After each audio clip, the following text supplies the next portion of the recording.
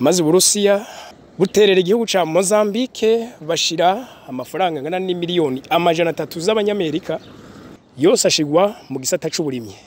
No kuvuga hari igisata c'abarusiya citwa Ruzagro, ni gisata gikomeye cyane mu bijanye n'ubushakashatsi bw'ibiterwa, mu bijanye n'ibintu byose bijanye n'uburimyi muri ico gihugu c'Uburusiya. Rero ico gisata ca Ruzagro c'abarusiya nico caciye gikurikirana neza na neza uyu mugambi w'uburimyi mu gihugu ca Mozambique.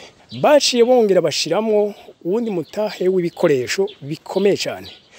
Bati imvura yagwa yareka, izuba ryoba ryinshi ryareka, ho kwaduka karanda mu bijanye n'ibiterwa byoreka, tubwirizwa kugira réussite muri bino bintu. Igikenewe rero leta kuba yashize umutangwa na bucya mu gisata c'uburimyi, abeshi bari basanzwe barimyi, hariho abaca bahindura akazi. Donc bagakora ibindi kuko ishi gihugu gikeneye ntabwo ari ubwo burimyi bwonyene, kirakeneye n'ibindi byinshi bishoboka. Kandi ivyo murabizi. None mu Burundi nta byinshi dukora mu mahanga kubera twe bidahari, kandi ugasanga ngaye wacu twovyirimira kandi suko isi yacu bitahaba. Sinibaza kandi ko ari nuko hoba tahariho kubikorera. Bavuga yuko ibice bishika 90% byose ari abene gihugu babeshejweho n'uburimyi. Mugabo la majorité muri abo mumve neza ko atakori batanga muri leta. Donc nubwo barima ntabihari byo bashora, ntavyo bajana ku isoko. Niyo babajije nk'umuntu urashaka kumubaza ati none okay wowe urarima iminsi yose ntusiba kurima, none urima kubera iki? Ahubwo ati kugira mbeho, kugira ndonko twonja. Donc nta kijanye na business kirimo.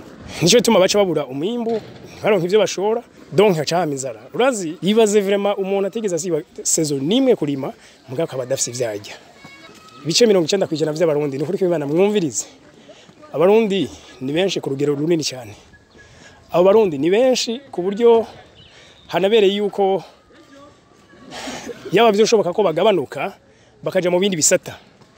Iyaba hotegurwa umugambi munini kandi ukashigwamwo n'amafaranga menshi, hagategurwa n'amasoko y'umwimbu kumbura uzoboneka, byosova igihugu cyane. Kubera uburimyi ni base de l'économie kwisi ahantu hafi ya hose mu bihugu byose. Titwe cyo gisata turi tayari kugishiramo untuzeya, turi tayari kugishiramo imitahe. Ati mugabo none jewe no fata imiliyoni zanje zijana, ati uko je ndi tayari kuzishiramo.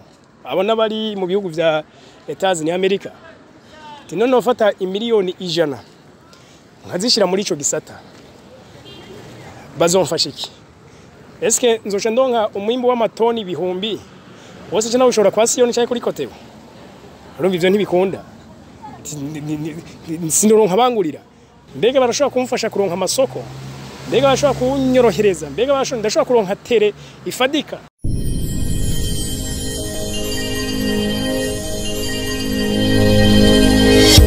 We bagenzi, mugira amahoro cyane, amagara meza n'amafaranga. Ni wa muhungu w'abarundi n'abarundikazi homme d'changement. Mu gihugu ca Mozambique hari ikintu kiriko kirakoregwa kinini cyane kandi gikomeye kijanye n'uburimyi.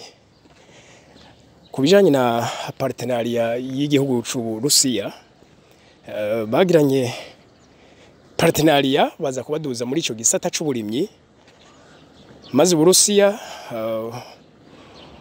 buterera igihugu ca Mozambique bashira amafaranga ngana ni miliyoni amajana 3 z'abanyamerika. Amafaranga muyumve neza, imiliyoni amajana 3 z'amadolari y'abanyamerika yose ashigwa mu gisata c'uburimyi. No kuvuga hari igisata c'abarusiya citwa Ruzagro, ni gisata gikomeye cyane mu bijanye n'ubushakashatsi bw'ibiterwa, mu bijanye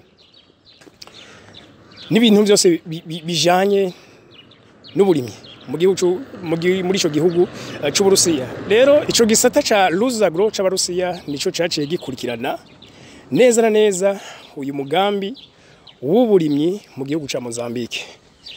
Iruhande yuko bashizeyo izo miliyoni amajana 3, mwumve neza ko ni miliyoni nyinshi cyane. Bamaze gushiramo izo miliyoni z'amadolari y'abanyamerika amajana 3 baciye bongera bashiramo uwundi mutahe w'ibikoresho bikomeye cyane. Bati imvura yagwa yareka, izuba ryoba ryinshi ryareka, ho kwaduka karanda mu bijanye n'ibiterwa byoreka, tubwirizwa kugira reisite muri bino bintu. Yewe banatanguje banashize imbere igitigiri cy'umwimbo bipfuza nimba ari amatoni amamiliyoni angahe, ivyo babishize imbere. Bacha babona bati none dukeneye umutahunga na gute kugira ivyo tuze tubigere cyangwa tuze tubikore. Okay, uwo bashinze ni nawo bakoresheje kano kanya rero 2024. Uwo mugambi uriko urakomera cyane, ariko mu mwaka uheze naho barose umwimbo cyane.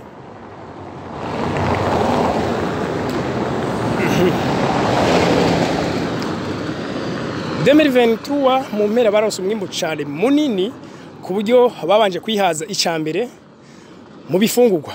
Igihugu kirihaza kigira umwimbo mwinshi, noneho baravuga bati igikenewe rero leta kuba yashize umutangwa na gutya mu gisata c'uburimyi. Abenshi bari basanzwe barimyi, hariho abaca bahindura akazi, donc bagakora ibindi, kuko ishi igihugu gikeneye ntabwo ari ubwo burimyi bwonyene, kirakeneye n'ibindi byinshi bishoboka. Ikindi kino gihe batanguye noneho gushora no mu bihugu bibanyi, kubera ko barahejeje kwihaza, donc ivyo bari bakeneye byose mu bijanye n'ibifungurwa ubu barabifise. Hagezaho noneho batangura kuja mu ma industry cange amahinguriro yabimwe mu bifungurwa babaririmiye, kandi ivyo murabizi. None mu Burundi nta byinshi dukora mu mahanga kubera twe bidahari, kandi ugasanga ngaye wacu twovyirimira, kandi suko isi yacu bitahaba. Sinibaza kandi ko ari nuko ho batahariho kubikorera nko mu gihugu iwacu. Murabe neza bavuga yuko ibice bishika 90% byose ari abene gihugu babeshejweho n'uburimyi. Mugabo la majorité muri abo mumve neza ko atakori batanga muri leta, donc nubwo barima ntabihari byo bashora, ntabyo bajana ku isoko. Niyo babajije nk'umuntu urashaka kumubaza ati none okay wowe urarima iminsi yose ntusiba kurima, none urima kubera iki? Ahubwo ati kugira mbeho, kugira ndonko twonja, donc nta kijanye na business kirimo. Okay, naho rero nico tuma baca babura umwimbo, baronka ivyo bashora, donc haca inzara. Urazi yibaze vraiment umuntu ategeza siba saison nimwe kurima mugabo akaba dafise ivyarya. Ego kuba rero dufise abantu imiliyoni zingahe zose zibeshejweho n'uburimyi, ibice 90% vy'abarundi, nukuri ko Imana mwumvirize. Abarundi ni benshi ku rugero runini cyane. Abo barundi ni benshi ku buryo hanabereye yuko yaba byoshoboka ko bagabanuka bakaja mu bindi bisata. Iyaba hotegurwa umugambi munini kandi ukashigwamwo n'amafaranga menshi, hagategurwa n'amasoko y'umwimbo kumbura uzoboneka, byosova igihugu cyane. Kubera uburimyi ni base de l'économie kwisi ahantu hafi ya hose mu bihugu byose.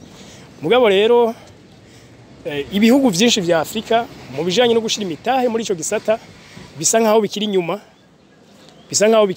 donc ariko nibaza yuko indongozi z'ibihugu byinshi vya Afrika zikwiye kuraba icofasha umunyagihugu muto ya gusumba.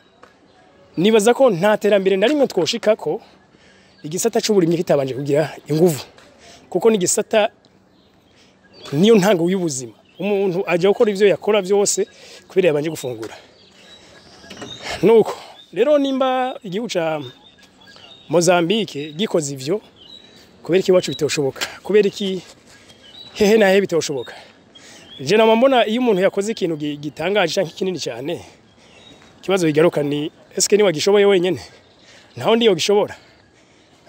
Donc nibaza ko bishoboka. Igihugu c'Uburusiya kiri mu bihugu rutura ku isi birima cyane, nico gituma no mu Burundi muzi ko turya umukate cyangwa tukarya ikindi kintu cyose gikomoka mu ifarini nyinshi mu ngano dukoresha Uburusiya bubigiramo uruhara nyinshi ni zizanana muri kariya karere. Rero hari abarundi murazi ko dukora ibiganiro byinshi bivuga ku burimyi, bivuga ku bintu bitandukanye, mugabo cyane cyane gisata cy'uburimyi.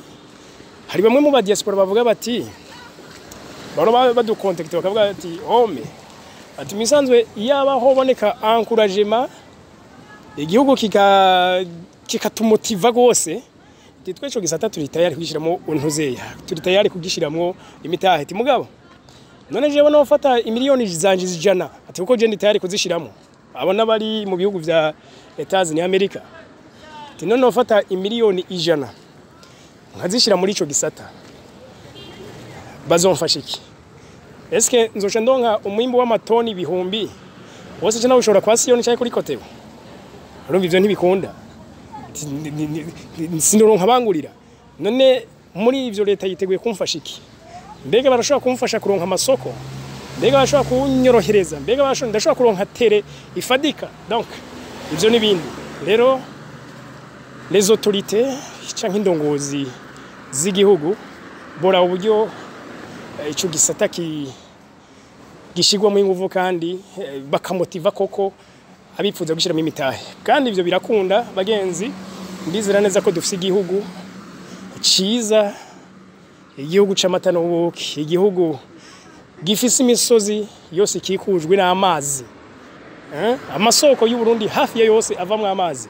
Donc ikibazo kica kigaruka kubera iki mu kurima mu Burundi turima saison zibiri gusa, kandi hose bishoboka yuko turima mbere n'igihe kinini gusa. Ikibazo biranagoye ko dushika kuri iyo terambere biciye mu gisata c'uburimyi cyangwa gisata c'uburimyi ko gitera imbere cyane mu gihe tugikoresha isuka. Umuntu abana nyaja gukubita gasuka ku munsi vraiment ari mano hangani kuzanga usanga yakoresheje umwanya mwinshi, ahubwo ku rundi ruhande inyungu itagaragara neza, donc itaboneka kubera ko yakoresheje ingufu nyinshi, umwanya mwinshi, bica bituma ya nyungu by'ukuri itaza kuboneka. Rero hamwe koshigwamo umutahe ico gisata, donc hakaboneka ama mashini arima, nibaza yuko byokoroha. Rero murakoze cyane musangiza ino video abandi. Tunabashimira gose ko mudahengeshanya kudukurikirana. Wowe dukurikirana utaragira subscribe yikore kuri YouTube juste tubu umuryango munini wa Agaciro Media. Turabakunda cyane, bye bye. Agaciro Media nkuko twama turiko turabereka kajya umutari muzi, nico tuma nawe utera intambwe biciye mu kiganiro bangajya batunzi, aho ababishoboye baducira gace n'inzira baciyemo bikabashikana ku butunzi. Kano kanya tubarangira ifumbire yakoze amateka ku isi nzima, aho yikugurwa n'abagwiza tunga n'abagwiza mbuto. Kandi rero si mu makungu gusa, nahani wacu hose barayikugura. Uyu muti abakozi babonye bariko rapompa, uyu sumuti ni fumbire. Iyo ni fumbire. Iyo ni fumbire mugaye kongereka abantu umuti kugira ndavyizere. Nari mfise hano nari mi ibigori. Hari ya muntu zeya mu vyegwa. Ivyo bigori rero vyari asha vyanse byahinduye amabara bifise ukuntu bisa. Cece navuga ati reka rero manze mpimire kuri bya bigori. Ndabutora ndawugura ndawujanayo. Ibigori mbona bitangiye guhindura ibara, kumwe byari bisimenga bigarukana icyatsi kibisi. Bigarukana icyatsi kibisi. Navuga ati rero ko ngahanye kuko aho nawujanye hari mu bunyomvu niho umuntu yaragitangura ko harima. Yego. Tereka rero nshire mu muceri naho. Ni triplant. Ni fumbire muti kandi kongera ikabingaburo.